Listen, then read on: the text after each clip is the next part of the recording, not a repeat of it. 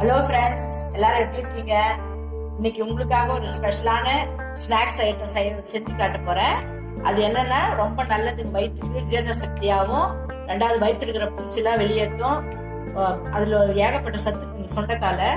அந்த சுண்டைக்காய் பத்தி தான் இன்னைக்கு நான் பார்க்க போறோம். இது வரைக்கும் இந்த சேனல்ல சப்ஸ்கிரைப் பண்ணலைன்னா இந்த வீடியோக்கு கீழே இருக்கிற ரெட் கலர் சப்ஸ்கிரைப் பட்டனை ப்ரெஸ் பண்ணி சப்ஸ்கிரைப் பண்ணிக்கோங்க.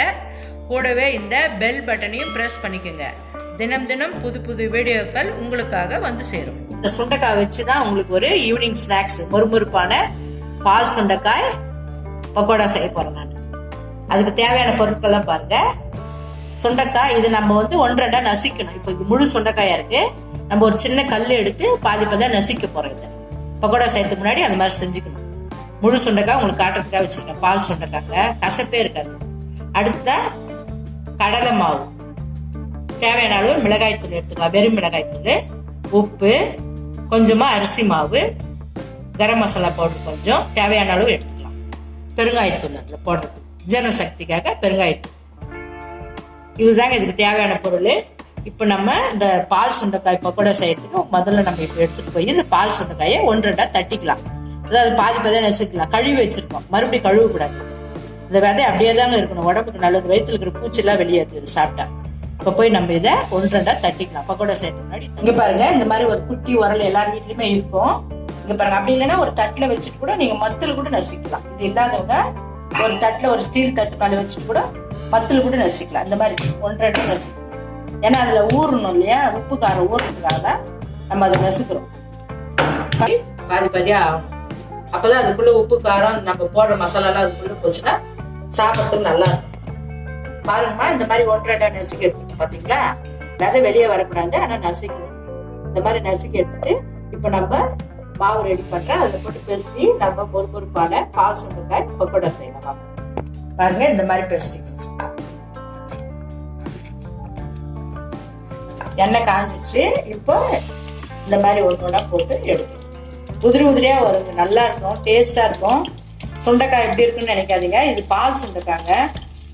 இதுல நம்ம இது மாதிரி ஸ்நாக்ஸ் செஞ்சு கொடுத்தோம்னா குழந்தைங்களுக்கு விரும்பி சாப்பிடுவாங்க. ஏன்னா நிறைய பசங்க சுண்டைக்காய் குழம்பு அதெல்லாம் வச்சு சாப்பிட மாட்டாங்க இல்லையா. பெரியவங்களுக்கே கூட ஒரு சிலர் சுண்டைக்காயா அப்படின்னு சொல்லுவாங்க. ஆனா அது எவ்வளவு சத்து இருக்குது நிறைய பேருக்கு தெரியுதே இல்லைங்க. அது முக்கியமா கார்பன் சத்து இருக்குதுல, எவ்வளவு நல்லது பாருங்க. வயிற்று இருக்கிற பூச்சி எல்லாம் வெளியேற்றும், ஜீரண சக்திக்கு நல்லது.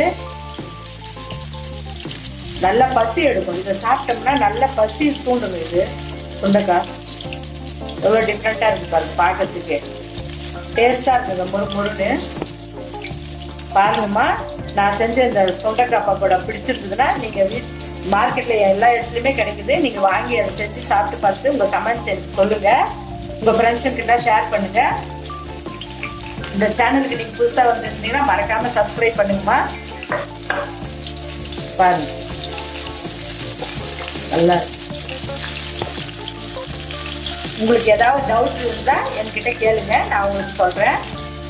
ஒரு பக்கம் வந்துடுச்சு, இது திருப்பி போடலாம்.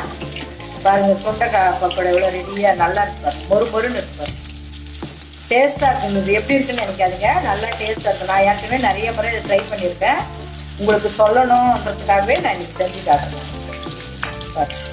நீங்களும் செஞ்சு சாப்பிட்டு பாருங்க.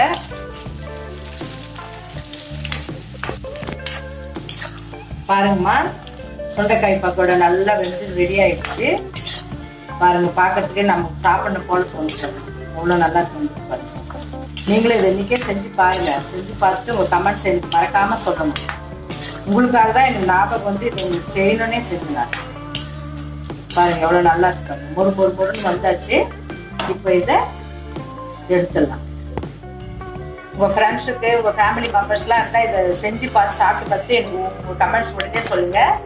சேனலை சப்ஸ்கிரைப் பண்ணுங்க. இதே மாதிரி வேற ஒரு ஸ்நாக்ஸோட நான் அடுத்த வீடியோவில் உங்களை பார்க்குறேன். அங்கே கார்னிஷ்க்கு வந்து நம்ம கறிவேப்பிலையை பொரிச்சு போட்டோம். சுவையான சுண்டைக்காய் பக்கோடா ரெடி ஆயிடுச்சு. இதை சாப்பிட்டு பார்த்துட்டு உங்க ஃபேமிலி மெம்பர்ஸ்லாம் உங்க லைக்ஸை கமெண்ட்ஸ் சொல்லுங்க. இந்த சேனலுக்கு சப்ஸ்கிரைப் பண்ண சொல்லுங்க. தேங்க்ஸ் ஃப்ரெண்ட்ஸ், தேங்க்ஸ் ஃபார் வாட்சிங். அடுத்த வீடியோவில் இதே மாதிரி ஒரு நல்ல ஸ்நாக்ஸோட நான் உங்களை மீட் பண்ணுறேன்.